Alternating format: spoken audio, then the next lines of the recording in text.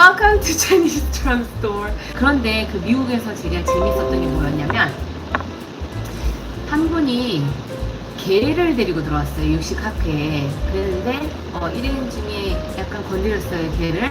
그래서 중간에 쉬는 시간에 불을 켰는데 we're so sorry, 죄송합니다 했어요. 그랬는데 속으로 왜 저렇게 큰 개를 학교에 데리고 왔을까 하고 그래서 물어봤어요. 왜 컸어? 이제 이렇게 물어봤더니 자기가 원래 간질 환자래요.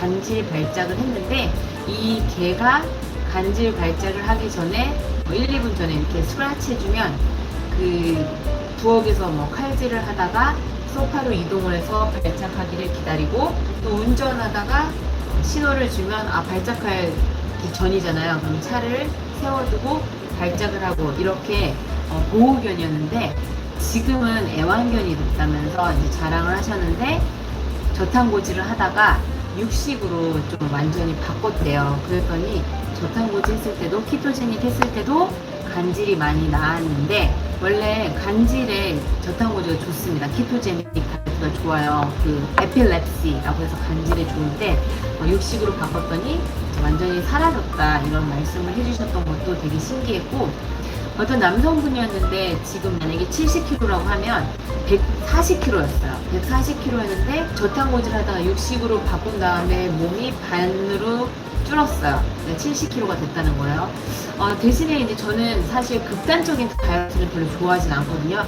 완전히 육식만 먹어 이런 거는 사실 좋아하진 않는데 모든 거는 밸런스거든요.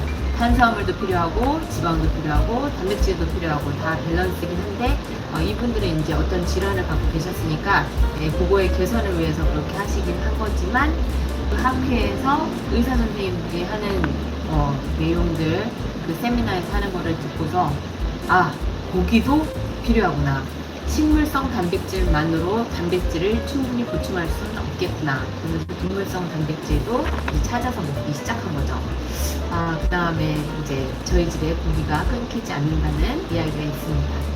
그런 것처럼 이제 예전에는 토양이 영양분도 충분하고 영양소도 풍부했는데 지금은 오히려 깨끗하게 한다고 그거를 분리시키고 하다 보니까 되게 많이 고갈이 됐잖아요. 그래서 많은 질병들이 일어나기도 하고 비타민C 하나를 키위에서 하나 먹었을 때 다 충분히 얻을 수 있었다면 지금은 막 5, 6개를 먹어야 그 비타민C 함량을 충족한다고 볼 수가 있잖아요. 그런 것처럼 요즘에는 이제 그런 영양소들이 많이 결핍이 되어 있구나. 좀 안타까운 마음이 많이 들고 있습니다. 다음에 또 할 생각이 있냐고요?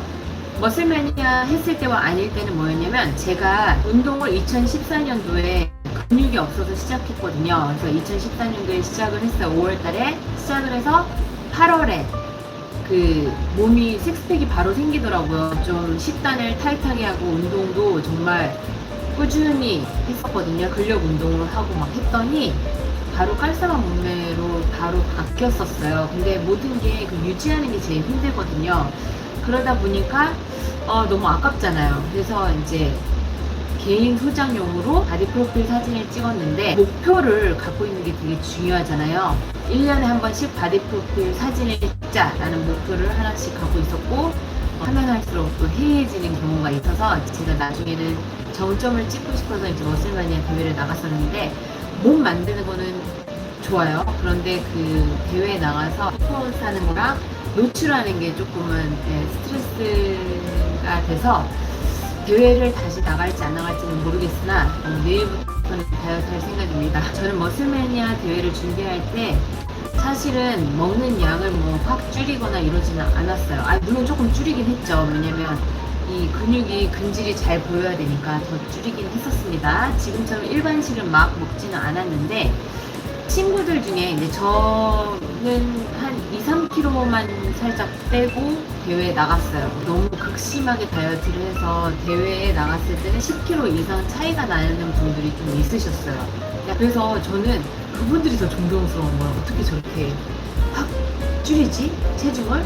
그래서 체중이 막 10kg 빠지셨다는 분들 제가 가끔 가이드 해드리긴 하는데 그런 분들 너무 신기한 거예요. 되게 의지가 강하다, 멘탈이 강하다, 멘탈 갑이다 이렇게 말씀을 해드리고 싶을 정도로 놀라웠는데 그분들은 이제 수분 조절도 타이트하게 했었나 봐요. 마시는 액체의 양도 확 줄이다 보니까 이제 살도 빠졌던 건데 그러다 보니 일주일 만에 막 6kg가 다시 찐 친구도 있었어요. 그래서 아 저렇게 하는 거는 참 건강을 망치는 건데 이런 생각이 들었고 조금 안타까운 부분들이 있었죠. 그리고 저는 만약에 이제 단탄지 이렇게 영양소를 골고루 먹는다고 해도 먹은 영양소들이 잘 이용이 되기 위해서는 비타민 B군들이 필요하거든요. 비타민 B는 비타민 B1에서부터 12까지 있는데요. 이것들이 다 적절하게 다 있어야 이 회로가 잘 돌아가요. 그러면 우리가 먹은 것들이 에너지가 되는 거죠. 여기에 또 도움이 되는 게 Q10, 코엔자임 Q10. 코엔자임 Q10도 그 에너지 이용 극대화시키는 데 도움이 되기도 하고 이제 피부에도 도움이 되는 성분이라고 보시면 돼요. 그래서 운동하시는 분들 뭐 뷰티 이런 쪽 신경 쓰시는 분들은 코큐텐도 드시기도 하죠. 그리고 뭐 혈압이나 뭐 이런 쪽에도 도움이 되는 성분이에요. 코큐텐이. 그리고 고지혈증 약 드시는 분들은 꼭 챙겨 드셔야 될 게 코큐텐이에요. 이렇게 보시면 돼요. 간헐적 단식은 효과가 있을까요? 네, 간헐적 단식 효과 있습니다. 그렇지만 그 만약에 8시에 마지막 식사를 해요. 그리고 나서 그 다음날 12시에 첫 끼니를 드시게 될 경우 이게 16대 8이거든요. 16시간 동안 공복을 유지하고 8시간 안에는 식사를 하는 거잖아요. 그러니까 12시부터 저녁 8시까지 식사를 하는 건데 이 안에 뭐 떡볶이, 라면, 뭐 정크푸드 다 드시면 오히려 살이 더 찔 수도 있습니다. 이 간헐적 단식을 하는 데 있어서도 클린푸드를 드시거나 저탄하시고 적당한 단백질, 그 다음에 좋은 지방으로 잘 섭취를 해 주셔야 그게 유지가 되고 당뇨든 비만이든 이런 쪽에서 이제 탈출을 하실 수가 있는 거예요. 이름이 지금은 간헐적 단식이라고 붙었을 뿐이지 만약에 밤에 너무 많이 과식을 했어요. 그럼 그 다음날 아침에 스킵하게 되는 거는 보통 사람들 그러지 않나요? 근데 이거를 규칙적으로 하는 게 이제 간헐적 단식이 되겠죠. 그리고 그때 드시는 음식이 뭐냐도 신경 써야 되는 게 이제 간헐적 단식이라고 보시면 되겠습니다. 그래서 뭐 블랙커피나 이런 거, 녹차 이런 거는 허용을 하지만 칼로리가 있는 음식은 허용하지 않는 그런 것들이 되고요. 가끔 이제 단식도 저는 이제 좋다고 생각을 하는데 내 몸을 다시 리셋하는 거예요. 리셋.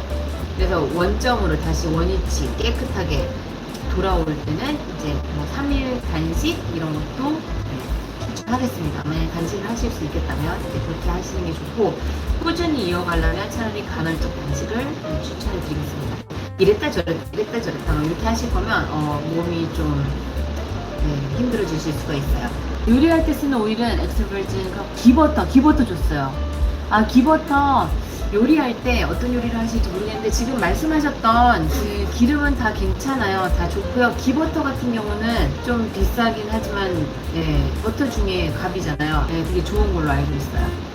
살이 빠지면 얼굴이고 뱃살이고 늘어진다고 합니다. 이런 경우 어떻게 합니까?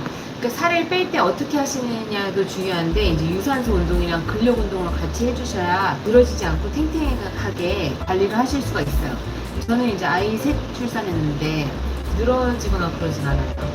얘도 복근 운동 해주면서 타이트하게 해주니까 별로 늘어지진 없습니다. 만약에 이제 운동을 심하게 하시거나 식단을 너무 철저하게 관리하셔서 얼굴부터 팍 나가시는 분들 계시거든요. 약간 이런 식으로 나가시게 될 경우에는 이제 콜라겐 같은 거를 섭취해 주시면 좀 도움이 되실 거예요. 저는 이제 운동할 때 콜라겐, 아르기닌 이런 거 되게 좋아하거든요. 그래서 아르기닌 같은 경우도 체지방 감소, 근력 형성에도 좀 도움이 되고요. 근육통 이런 거에 원인이 젖산이잖아요. 젖산 같은 피로 물질 같은 것도 배출해 주는데 도움이 되고요. 콜라겐 합성에도 도움이 되는 게 이제 아르기닌이고 비타민 C 같은 경우도 드시면 콜라겐 합성에 도움이 되거든요. 그리고 이제 저는 그런 것도 되게 추천해요. 림프절 마사지. 샤워를 하고 나서 바디로션을 발라요. 바디로션을 이렇게 바르는데 그러니까 벗었다고 치면 림프 같은 경우는 우리가 움직여줘야 얘는 운동을 잘 하거든요. 그렇기 때문에 림프절 마사지 같은 거 해주는 거예요. 이렇게 로션을 바르고 이런 식으로 마사지를 해줘요. 마사지를 해주면 이쪽으로 배출이 된다. 림프절 쪽 노폐물이 배출이 된다 하면서 탈탈탈탈탈 이렇게 털어주잖아요. 탈탈탈탈탈 쓰레기야 빠져나가자. 아니 나가자. 내 몸에서 나가자. 이런 식으로 하는 탈탈탈탈탈 털어주면요. 아줌마가 돼서 여기 팔뚝살 엄청 찌잖아요. 이런 것도 줄여줄 수 있는 게 바로 이 림프절 마사지 같은 게 되겠습니다. 림프 있는 쪽을 움직여 주시면 도움이 돼요. 그래서 운동 같은 거 했을 경우에 이제 림프 순환에도 도움이 되는 거죠. 근데 효소가 다이어트에 도움이 되냐고요? 이거는 이제 외부에서 드시는 효소를 말씀해 주시는 것 같은데 사실은 이제 효소가 우리 인체에 이제 크게 두 가지가 있어요. 소화 효소와 대사 효소 이렇게 보시면 되는데요. 효소가 이렇게 한정이 돼 있어요. 효소는 이렇게 한정이 돼 있는데 과식을 할 경우에는 소화 효소로 많이 쓰이는 거죠. 그러면 우리 건강과 관련된 이 대사 효소가 많이 줄어드는 거잖아요. 그렇기 때문에 과식을 하면 건강이랑 멀어진다라고 생각해 보실 수가 있거든요. 그 효소 제품 같은 거 드시고 이제 살이 더 많이 빠진다 뭐 이렇게 말씀하시는 분들도 계시는데 그 소화효소 외에 뭐 다른 것들도 있을 수 있고 이제 그거는 제품마다 조금은 다를 수 있습니다. 벌써 1시간이 지나갔네요. 어떠셨나요? 도움이 되셨나요? 오늘 너무 감사드리고요. 네, 다이어트가 잘못됐습니다. 많이 사랑해주세요. 감사합니다. 저는 이제 오늘 여기서 마치도록 하겠습니다. 안녕.